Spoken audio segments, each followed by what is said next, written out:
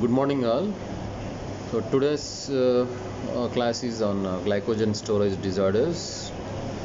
As you all know, the polysaccharides are having both structural and storage functions in our body. The animal starch, which is also known as glycogen.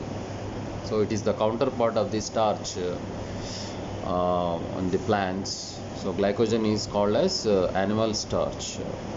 Okay, so it's seen in storage form in hepatocytes, that is in the liver, and in kidney cells and intestinal mucosal cells. So if you see the structure of the glycogen, which might have been covered in your previous class, the structure it's having glycogen in primer, so along which 12 to 14 glucagon molecules in alpha 1 to 4 linear linkage, that is amylose structure, and also in a branched form, that is alpha 1 to 6 linkages, glucosidic linkages, that is amylopectin structure. So these forms alpha particles and beta particles, and they form in a rosette shape, which are there in the cytoplasm of these hepatocytes or renal or intestinal mucosal cells. So this diagram depicts the branching points at alpha 1,6 positions, and you can also see the alpha 1,4 glycosidic linkages, and on the right side you can see the histology picture of the hepatocytes, where glycogen is deposited in the liver cells. And since glycogen molecules can become enormously large, because there is no limitation for the storage of these glycogen molecule, so any inability to degrade glycogen can cause cells to become pathologically very much enlarged.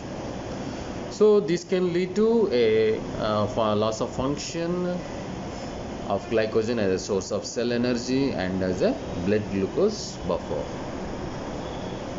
So what is the location of glycogen in our body? So it can be seen in skeletal muscle, that is 400 grams in muscles, that is 1 to 2% of the resting muscles weight, and in the liver it's around 100 grams, especially in the postprandial states. And this liver content will vary with our intermediary metabolism, that is the feeding and the fasting stage. Whenever you get up from the sleep, from the overnight sleep, your glycogen content in the liver might be around 200 millimoles in the cell, whereas after feeding it can be around 400 millimoles. And the muscle content of the glycogen also varies with the exercise, our body activity. So what are the functions of glycogen? As I have already told you that this is also called as animal starch. So in the muscles, it acts as a fuel reserve, that is for the production of the ATP, especially during the muscular exercise. And in the liver, it acts as a resource for the blood glucose, especially in the early stages of the fasting. So liver glycogen is used as a short-term energy source for the organism, especially around 12 to 14 hours after feeding. So the glucose is released in response to the hypoglycemia. And one important thing you should note is liver cells do not use this glucose for their own energy needs, whereas it is entirely different at muscle myocytes. So muscle glycogen provides a readily available source of glucose during exercise to support the anaerobic and aerobic energy. within the muscle cells because the muscle cells lack the enzyme glucose 6 phosphatase, so muscle cannot release the free glucose into the blood circulation, whereas it releases only it can process only up to glucose 6 glucose 1 phosphate level, so that it can be immediately enter the glycolysis and ATP can be generated. So you can see on the right side the picture of the glycogen studied in the cytoplasm. So what is a glycogen storage disease? These are a group of inherited disorders characterized by deficient mobilization of glycogen or deposition of abnormal forms of glycogen, leading to liver damage and muscle weakness. And some of these disorders can lead to an early death. The important point to note down here is glycogen storage disease can be due to the accumulation of the excessive amount of the normal glycogen, or the formation of glycogen, that is the synthesis of glycogen, that has an abnormal structure. So these 2 points you should note down. We will see later why these 2 points are important. And the severity of the GSDs range from the fatal in early childhood to mild form of the disorders, that is the adulthood form of the disorders, which are not life threatening and with some form of modifications in the diet or even by liver transplantation. So the patient can lead to a normal life. So in addition, although the glycogen storage diseases are attributed to the specific enzyme deficiencies, so other events can cause the same characteristic symptoms. For example, if you see the von Gog's disease, which is a type 1 disease, which is due to the deficiency of the glucose 6 phosphatase. So here you can see the same kind of phenomena when the glucose transporter, that is G6PT1, that is SLC37A4 transporter, which is present in the endoplasmic smooth reticulum, which transports the glucose 6 phosphate into the ER lumen.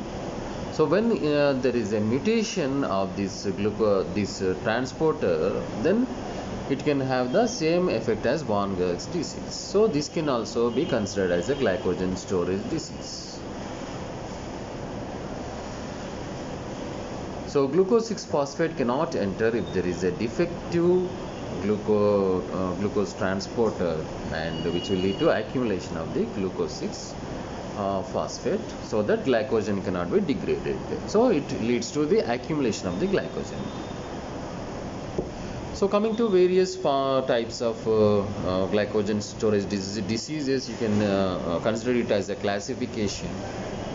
So if you take type 0, which is there is no name is given to this GSD, that is glycogen synthase enzyme deficiency, you can call it.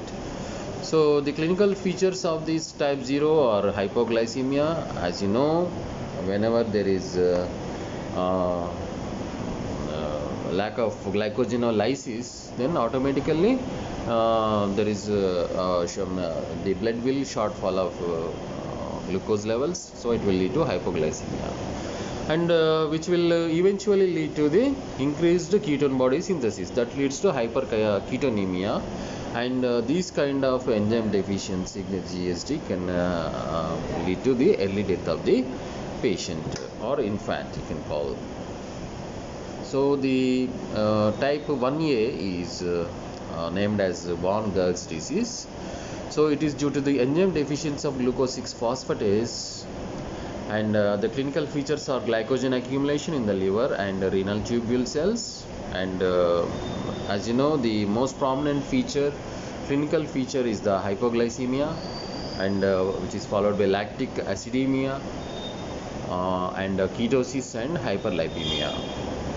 And type 1B is, as I have told you in the previous slide, the transporter of endoplasmic reticulum glucose 6 phosphate transporter, So the clinical features are similar as type 1A, and the important feature of this 1B GSD is it can also lead to neutropenia and impaired neutrophil function, which leads to the recurrent infections. Then type 2 is POMP disease. It is due to the lysosomal alpha 1,4 and alpha 1,6 glucosidase enzyme deficiency. So this enzyme is exclusively present in the lysosomes, so it can be considered as a lysosome storage disorder also. So this leads to the accumulation of the glycogen in lysosomes, and it can be of juvenile onset variant, and the prominent features are muscle hypotonia, and death can occur by heart failure or liver failure by the age of 2. And there is also a milder form which is adult onset variant, and the muscle dystrophy can also be seen in the adults. So type 3A is limit dextrinosis or 4bis or 4 disease. So here the liver and muscle debranching enzyme is defective. So you can have, the patient can have fasting hypoglycemia, and hepatomegaly can be seen in the infancy. There is accumulation of the characteristic branched polysaccharide, that is limit dextrin, and muscle weakness is seen here. And type 3B is limit dextrinosis. Here the liver debranching enzyme is defective as type 3A, but there is no muscle weakness because it's not involving the muscles. Amylopectinosis, it is the type 4 GSD, otherwise called Anderson disease. We will deal with these a little later. So the branching enzyme is defective. Here hepatosplenomegaly can be seen, accumulation of the polysaccharide with a few branching points, that is abnormal glycogen structure. So whenever there is a defect of synthetic enzyme like glycogen, which helps in the synthesis of the glycogen, so if it is defective, then the abnormal glycogen is formed, so which is accumulated, which leads to hepatosplenomegaly, and it can cause death from heart or liver failure before the age 5.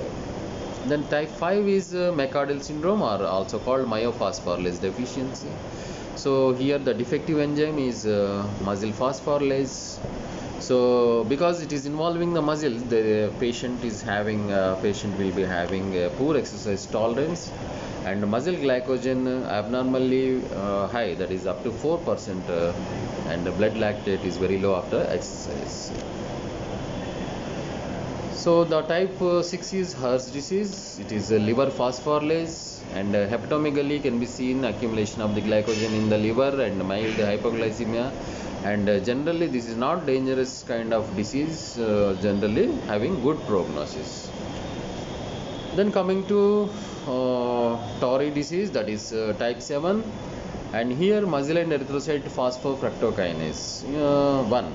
Phosphofructokinase 1 is also called as phosphofructokinase, which you can see in the third step of the glycolysis, which converts the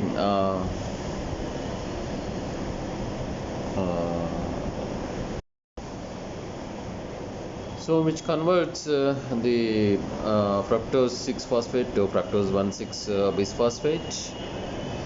So poor exercise tolerance and muscle glycogen is abnormally high, just like you can see in the McArdle syndrome, and the blood lactate is also very low after exercise, and also there is hemolytic anemia, because the RBC is having these glycolysis enzymes whenever it is defective, so it leads to the rupture of the erythrocytes that can lead to hemolytic anemias.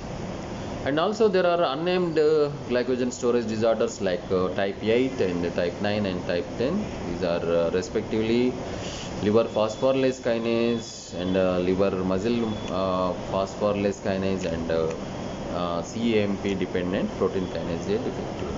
So all of these mild forms are having good prognosis. Only thing is hepatomegaly is seen, and there is because of the accumulation of the glycogen, in the liver and muscle as well, but these are not detrimental to the life. So these are having good prognosis. So now we'll see one case. So a 7-month-old female infant was admitted for abdominal distension, vomitings, and lethargy. Lethargy means there is no energy, feeling tiredness, for a duration of 4 months with a characteristic rounded doll's face. That means the puffy face and fatty cheeks and protuberant abdomen and massive hepatomegaly. Her development was slightly delayed, and there was a family history of the death of a cousin during infancy due to the liver disease. So lab investigation showed anemia, that is low hemoglobin, and hypoglycemia, that is low blood sugar levels and lactic acidosis, and hyperlipemia because of the increased triglyceride levels, and hyperuricemia because of the higher uric acid levels, and mild elevation of the liver enzymes because of the hepatitis. So the urine was negative for reducing substances. So the diagnosis was confirmed with a liver biopsy, and dietary treatment was started. So what it could be? So this is on liver biopsy, under microscope, the abnormal accumulation of the glycogen, excess accumulation of the glycogen is, so that is a glycogen storage disorder.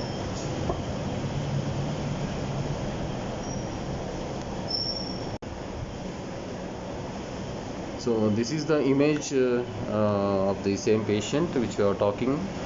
Infant showing the characteristic features of doll face. You can see the round face and the fatty cheeks and protuberant abdomen. And this is a case of Van Gog's disease, that is the type 1 glycogen storage disease. Okay.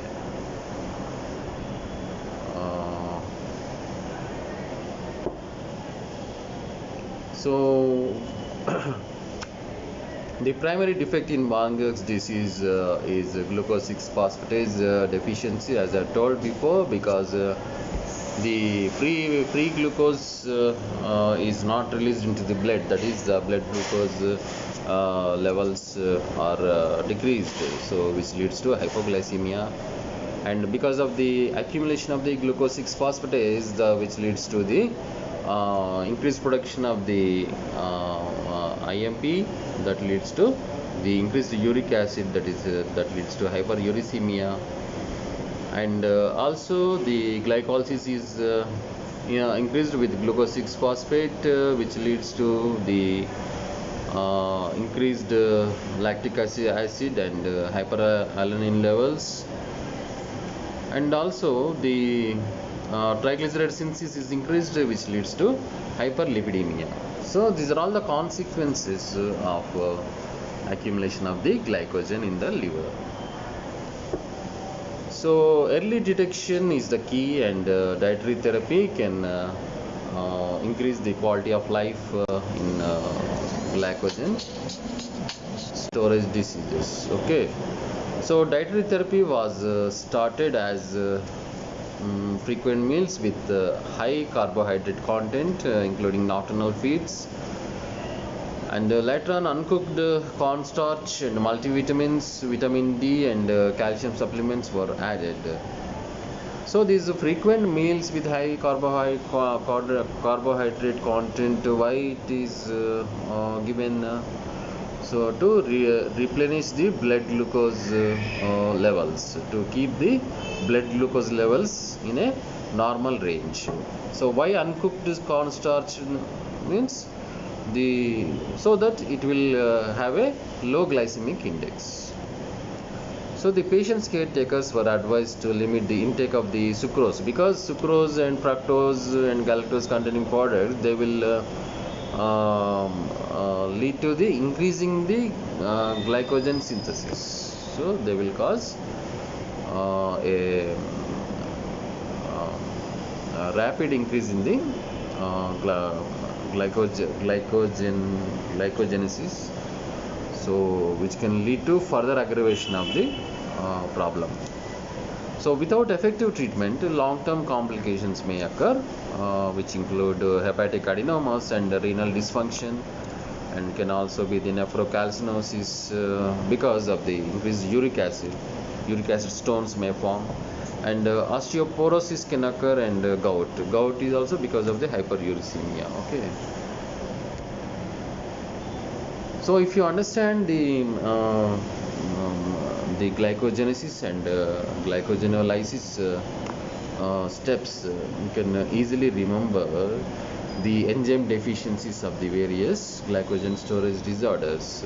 So here you can see the glycogen synthase deficiency type 0, and whereas type 4 is due to the defect in the branching enzyme, and type 5 and type 6, type 2 due to the glycogen phosphorylase deficiency, and glucose transferase 3A and B, and type 1 that is von Gerg's due to the defective glucose 6 phosphatase enzyme. And on the right side of this screen you can see the Tori disease, that is a type 7 GSD due to the defective phosphofructokinase 1. So this von Gerg's disease was first discovered by a German physician named Gerg, so who studied an 8-year-old girl with a chronic disease who was suffering with a daily increasing, progressive increase in the liver size, who eventually died due to a common cold. And after postmortem, which revealed that there is 40% of glycogen loaded the liver. So this glycogen is could not be degraded by her own liver extract, but the same glycogen is degradable by the other person's liver extract. That means her liver extract is lacking some enzyme that is that cannot degrade the normal glycogen. So this leads to the concept of the glycogen storage diseases. So this is the von Gerg's disease is the most common type of glycogen storage disease, and incidence is 1 in 2 lakh live births, and is transmitted as an autosomal recessive trait. And salient features of the disease are glucose 6 phosphatase is deficient in the liver, intestinal mucosa and the kidney. Thus, intestinal biopsy can detect the von Gerg's disease. So what is the biochemical basis of the symptomatology or clinical features of the type 1 glycogen storage disease? So it manifests as fasting hypoglycemia, lactic acidemia, hyperlipidemia and hyperuricemia with gouty arthritis. So the fasting hypoglycemia is a consequence of glucose 6 phosphatase deficiency, where blood glucose is not raised by the glycogenolysis. The liver of these patients does release some glucose by the action of the glycogen debranching enzyme. So the lactic acidemia occurs because of the liver cannot use lactate effectively for gluconeogenesis, and because it inappropriately produces lactic acid in response to glucagon. Glucagon should trigger glucose release without lactate production. However, the opposite occurs because of the lack of glucose 6 phosphatase.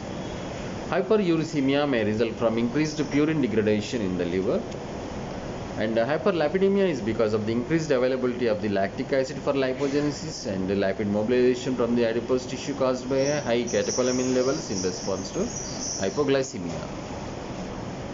So these manifestations can be greatly diminished by providing the carbohydrate throughout the day to prevent the hypoglycemia. So that means the frequent meals in a small quantities with a high carbohydrate content can prevent the recurrent hypoglycemia. And during sleep it can be done by infusion of the carbohydrate into the gut by the nasogastric tube. And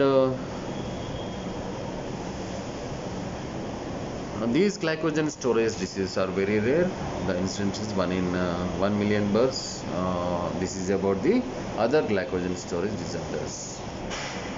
POMS disease is also called as type 2 glycogen storage disorder, that is caused by genetic mutations that lead to deficiency or absence of the enzyme acid alpha glucosidase, also in the short form known as GAA, acid maltase otherwise called, which is normally found in the lysosomes. So it is also classified as a lysosomal storage disease. So in the PG entrance you may get as which is the disease which is both classified as glycogen storage disease and lysosomal storage disease. Then you have to answer as POMS disease, that is type 2 glycogen storage disease. So in this there is accumulation of glycogen mostly in the lysosomes and which are virtually in every tissue. So there is a generalized accumulation of the glycogen in POMS disease. So not liver, not only muscle, not only kidneys, but also virtually all cells, because all cells have lysosomes. So in this diagram you can see the normal cell where glycogen it is phagosome, lysophagosome is formed where acid maltase degrades the glycogen, whereas in GAA mutation, that is in the POMP affected cell, the lysosome, there is accumulation of the glycogen because of the lack of the acid maltase, or called acid alpha glucosidase. So because other synthetic and degradative pathways of glycogen metabolism in the cytoplasm are intact, the metabolic derailments such as those in type 1 disease are not seen here, because this is only lysosomal problem, not the cytoplasmic problem. So what happens? There is severe hypotonia, that means there is no tone in the muscle. You can see the child here, and there is cardiomyopathy, there is a cardiomegaly, enlargement of the heart, which can lead to the heart failure, usually in the first month of life. Whereas the non-dangerous type or milder forms, there is an adult onset form where it leads to severe muscle weakness, particularly respiratory muscle diaphragmatic weakness, and death can often result from the respiratory insufficiency. Cory's disease, this is type 3 glycogen storage disease, or Cory disease is caused by deficiency of the glycogen debranching enzyme. So here glycogen also accumulates in the because only the outer branches can be removed by the phosphorylase. So hepatomegaly occurs but diminishes with age. The clinical manifestations are similar to but much milder than those in von Gerg's disease, because gluconeogenesis is unaffected and hypoglycemia and its complications are less severe. So Cory's disease is a less severe form of the glycogen storage disorder. So what is type 4 Anderson disease? This is also called as amylopectinosis, because there is accumulation of the amylopectin, and mutations in the glycogen branching enzyme can result in the production of the glycogen with an abnormal structure, and this is the cause of the GSD type 4. So there is accumulation of the abnormal structural glycogen with a few branching points, which leads to the hepatosplenomegaly. So death can occur due to heart failure or liver failure, especially before the age of 5. So here the defect is purely in the liver, so liver transplantation can be of much help. So myocardial disease, this is type 5 glycogen storage disorder, so it can be caused by the absence of the muscle phosphorylase. The patient suffered from painful muscle cramps because the defect is in the muscle enzyme, that is muscle phosphorylase, and are unable to perform the strenuous exercise, presumably because muscle glycogen stores are not available to the exercising muscle. Thus the normal increase in plasma lactate that is released from the muscle following the exercise is absent. So if you estimate the lactate levels in the plasma, then they are lesser than the normal range. So the muscles are probably damaged because of the inadequate energy supply and glycogen accumulation. So the release of creatine kinase and aldolase and myoglobin, especially when there is a muscle damage is there, these levels are elevated of these proteins in the blood, which suggests a muscle disorder. So in the summary, these glycogen storage diseases, so you just please remember these glycogen storage disease, especially von Gerg's disease, Here the symptoms are only treated, that is symptomatic treatment is available, that is frequent meals to prevent the recurrent hypoglycemia, and uncooked starch is given to avoid episodes of hypoglycemia, and a high protein diet is given, and uh, allopurinol to reduce the uric acid levels, and statins to reduce the lipid levels. So this finishes the glycogen storage disorders, and especially Van Gogh's disease is asked in almost in every exam. It's the biochemical basis of Van Gogh's disease, the clinical features, and sometimes the treatment aspect is also asked in the exams. And whenever there is glycogen, metabolism of glycogen is asked, you always mention about the glycogen storage disorders, and don't forget this. And okay, thank you very much.